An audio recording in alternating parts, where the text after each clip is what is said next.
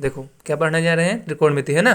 तो त्रिकोणमिति का मतलब क्या होता है, सबसे पहले मतलब समझते हैं। तो त्रि है ना, और प्लस क्या हो गया कोण, और प्लस क्या हुआ मिति। त्रि का मतलब क्या हुआ तीन, और कोण का मतलब कोण, और मिति का मतलब मापन।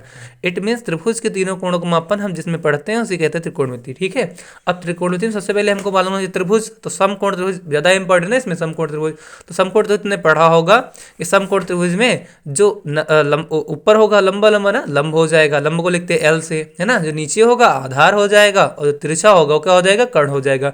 इट मीन्स जो देखो ये बना है, ये ऊपर वाला क्या हो जाएगा लंब, नीचे वाला आधार हो जाएगा, ऊपर वाला क्या हो जाएगा कर्ण। पर अब यहाँ हमको पढ़ना क्या है, त्रिकोणमिति पढ़ना है। तो यहाँ पर ये ध्यान रखना कि यहाँ पर हमको ये लंब और आधार चेंज हो जाएंगे। ये ऐसे डिपेंड नहीं करेगा, नहीं लंबा लंबा लंब और आधार ये चेंज हो जाएंगे। कब चेंज होंगे, जो कोण थीटा जिसके अकॉर्डिंग कहा जाएगा, जिसके समान इसके लिए कहा जाएगा, जिसके अनुसार कहा जाएगा है ना, थीटा के अकॉर्डिंग। और जो थीटा जैसे बना रहा है, तो जिस पर थीटा बना रहा है, जिस पर थीटा क्या कर रहा है बना रहा है, वो क्या कहलाएगा आधार। क्या कहलाएगा आधार मतलब बेस।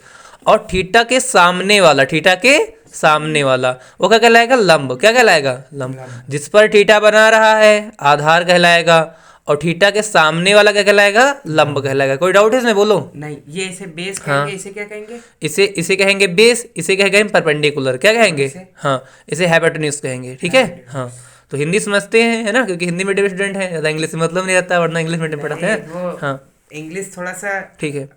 तो आधार जिस पर थीटा बना रहा है, और लंब क्या थीटा के सम्मुख। कोई डाउट इसमें, नहीं डाउट। इतना समझ में आया। अब जैसे लिखा है ये समकोण त्रिभुज दिया गया भैया है ना। अब इसमें एक दिया है 4, ये दिया है 3, ये दिया 5। अब पूछ रहा तुमसे ये बताओ 4 क्या है, लंब है कि कर्ण। अब देखो थीटा है, थीटा के सामने वाला क्या होता है लंब। क्या होता है, तो 4 इसमें क्या हो गया लंब हो गया। और थीटा किस बना जहाँ रहा, देखो किस पर बना रहा 3 वाली पे, तो आधार क्या हो गया 3। और कर्ण ये वाला क्या है कर्ण, तो कर्ण क्या हो गया 5। कोई डाउट इसमें, बोलो। इतना क्लियर हुआ पक्का, ठीक है। आगे देखते हैं। अब आगे देखना है हमको ये है कि अब जैसे देखो थीटा इधर नहीं बन रहा था, अब थीटा हमने इसको बना दिया। अब तो इसमें फिर चेंज क्या हो जाएगा, थीटा इसको बना दिया, ये दिया है 3, ये दिया है 4, ये दिया है 5। अब बताओ लंब कौन है, कर्ण कौन है, आधार कौन है। देखो थीटा से बना रहा है, जिस पर थीटा बनाएगा वो क्या हो जाएगा आधार। अभी पीछे बताया था, नहीं नहीं ये तिरछा है ना, ये तिरछा है ना, तिरछा रहेगा कर्ण। ये देखो सीधा सीधा तिरछा वाला कर्ण रहेगा, हमेशा तिरछा कर्ण रहेगा। और देखो इस पर बना रहा ना, तो ये बना रहा तो क्या हो जाएगा आधार हो जाएगा। और इसके सामने वाला क्या है लंब हो जाएगा। तो लंब हो गया 4, वो आधार हो गया 3, और कर्ण हो गया 5। अब आगे हम पढ़ते हैं पाइथागोरस प्रमेय। ये 10th क्लास में है ही है, अभी चैप्टर 6 में पढ़ोगे त्रिभुज में पाइथागोरस प्रमेय, उसको प्रूव करना पड़ोगे, इंपॉर्टेंट चीज है। पर यहाँ हम जो पहले पाइथागोरस प्रमेय पढ़ चुके हैं, वो क्या होती है पाइथागोरस प्रमेय, कि कर्ण बने वर्ग का है ना, कर्ण बने वर्ग का क्षेत्रफल शेष दो अन्य भुजाओं पर बने वर्ग के क्षेत्रफल के क्या होता है योग के बराबर होता है। अगर शॉर्ट फॉर्म में लिखे तो क्या होता है के स्क्वायर, मतलब कर्ण का स्क्वायर बराबर होता है लंब के स्क्वायर और प्लस के आधार के स्क्वायर। कर्ण का स्क्वायर क्या होता है बराबर होता है लंब के स्क्वायर प्लस आधार के स्क्वायर। या अब देखो इधर इसको पश्चांतर कर दे, लंब स्क्वायर का फॉर्मूला निकाल, देखो क्या हो जाएगा लंब स्क्वायर बराबर क्या हो गया कर्ण स्क्वायर है ना, और ये प्लस का इधर का है आएगा माइनस, तो कर्ण स्क्वायर माइनस आधार स्क्वायर। अगर आधार स्क्वायर का फॉर्मूला निकाल तो क्या होता है कर्ण स्क्वायर माइनस का लंब स्क्वायर। अब यहाँ के एल क्या है, जहां पर लिख दिया हमने के क्या है कर्ण है, एल क्या है लंब है, ए क्या है आधार है। अब जैसे त्रिभुज दिया गया है यहाँ पर है ना, एबीसी एक त्रिभुज है जिसमें देखो ये क्या है थीटा है, ये क्या है थीटा है। अब इसके सामने देखो कितना दिया है 3, क्या दिया है 3, और ये देखो जिस पर बना रहा हो कितना है 4, मतलब इसके थीटा के सामने वाला क्या हो गया लंब, तो लंब कितना हो गया 3, और ये क्या है आधार भी है, क्या है आधार है। तो लंब हो गया 3, लंब हो गया 3 और आधार हो गया 4, लंब हो गया 3 और आधार हो गया 4। हमको फाइंड करना क्या, हमको क्या ज्ञात करना कर्ण ज्ञात करना, क्या ज्ञात करना है कर्ण। लंब दिया 3, आधार दिया 4, हमको निकालना कर्ण। अब जो कर्ण मतलब के फाइंड करना, तो देखो जिसको निकालना उसी को ढूंढते हैं, जिसकी हमको जरूरत होती है। मान लो जरूरत हमको नमक की, तो नमक कैसे ढूंढेंगे, जिसकी जरूरत होगी उसी को ढूंढेंगे। तो कर्ण की जरूरत, तो कर्ण को ढूंढ लिया, ढूंढा तो कर्ण मिल गए। तो कर्ण का स्क्वायर क्या हो गया लंब स्क्वायर प्लस आधार स्क्वायर। तो हमने फॉर्मूला लिखा कर्ण स्क्वायर बराबर लंब आधार स्क्वायर प्लस लंब स्क्वायर, या लंब स्क्वायर प्लस आधार स्क्वायर। क्यों, क्योंकि 2 2 4 और 2 3 कितना होता है 5, 2 + 3 कितना होता है 5, और 3 + 2 कितना होता है 5, वही तो होता है। तो इसमें कोई डाउट तो है ही नहीं।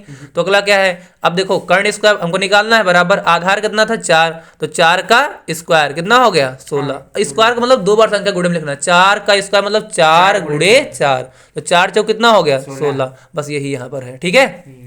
प्लस 3 का स्क्वायर मतलब 3 इंटू 3, 3 3 का 9, कोई डाउट। और 16 9 कितना होता है 25। अब इधर स्क्वायर में इधर कहाँ में जाएगा, रूट में जाएगा, कहाँ में जाएगा, रूट में। अब रूट में जो संख्या लिखी होती है उसके दो दो जोड़े बनाते हैं। देखो रूट 25 लिखा था, 5 जोड़े 5 लिखा।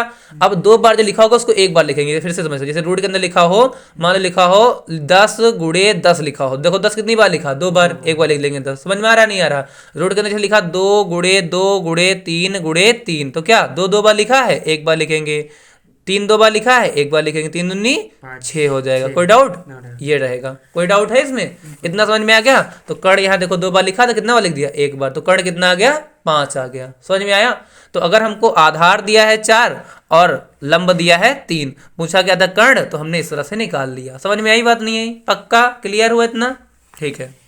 दिया है ना, क्वेश्चन ऐसे दिखा है कर्ण बराबर दिया है 13 और लंब बराबर दिया है 12, हमसे पूछ रहा आधार। या क्वेश्चन दूसरा जैसे लिखा कर्ण हमको फाइंड करना है, लंब दिया है और क्या दिया है, आधार दिया है। तो हम क्या लगाएंगे, देखो क्वेश्चन देखो, कर्ण हमको कितना दिया है 13, क्या दिया है, लंब कितना है 12, हमको निकालना क्या है, आधार। जब ये निकालना आधार निकालना ना, तो हमको अब देखो हमको जरूरत है पाइथागोरस प्रमेय की ना, तो लिखा पाइथागोरस प्रमेय से क्या होती है, आधार स्क्वायर बराबर कर्ण स्क्वायर माइनस का लंब स्क्वायर। तो आधार स्क्वायर क्या हो गया, कर्ण कितना है 13, क्या है 13, तो 13 का स्क्वायर माइनस लंब कितना है 12, 12 का स्क्वायर, तो क्या हुआ 13 गुणे 13 माइनस 12 गुणे 12। तो आधार स्क्वायर कितना हो गया, 13 नहीं हम 169, कितना हो गया 100, मतलब 13 गुणे 13 करेंगे 169 आएगा, और माइनस 12 गुणे 12 कितना आएगा 144, घटा देंगे तो कितना आएगा 25 आएगा। अब आधार इधर स्क्वायर में है, मतलब वर्ग है, इधर कहाँ में जाएगा, वर्गमूल में जाएगा। अगले स्टेप में देखो वर्गमूल पहुंचा दिया, 25 के जोड़े फैक्टर किया तो क्या आएगा, 25 को क्या लिखेंगे, 25 को लिखेंगे 5 गुणे 5, 2 बार लिखा 1 बार लिख दिया, तो आधार कितना आ गया भैया 5 आ गया। कोई डाउट है इसमें, इतना क्लियर है।